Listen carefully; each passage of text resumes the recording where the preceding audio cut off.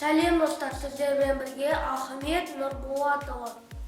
Мен сіздерге қазір Абай атаның өлеңін оқып беремін. Ғылым таппай мақтанба деген. Ал бастаймыз. 1, 2, 3. Ғылым таппай мақтанба, орын таппай баптанба, құмар уанып шаттанба, ойнап босқа күлуге. 5 нәрседен қашық бол, 5 нәрсеге асық бол. Адам болам десеңіз, тілеуің өмірің алдыңда. Оған қайғылесеңіз, өсек өлтіріп мақтаншақ, еріншек бекер маушастық.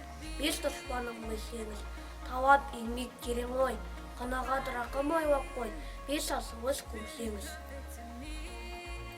Бұл әжелердің заттары. Мен сіздерге қазір Фариза Оңғарсынованың өлеңін оқып берем. Әже деген. Тентек болсам ашыным, жақсыз қылсам асырып, маған сақтап жүреді, тәттіні деп жасырып. Тосып тәтті дәмдерін, ол бар жерде бал жетім.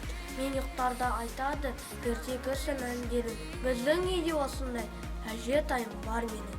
Менің аталарым батыр болған. Міне мынау садақ, мынау жебе, міне мынау да жебе, жеті ата деген өлеңімді өзімнің оқып берейін.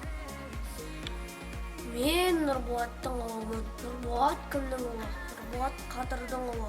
Қадыр кімнің ұлы? Қадыр Жұмекеннің ұлы. Жұмекен кімнің ұлы?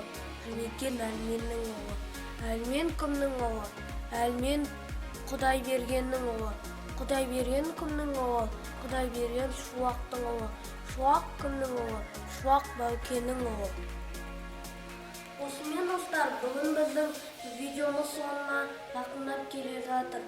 Лайктардың басыңдар, арнаға тіркеліңдер, комментарияға жазыңдар.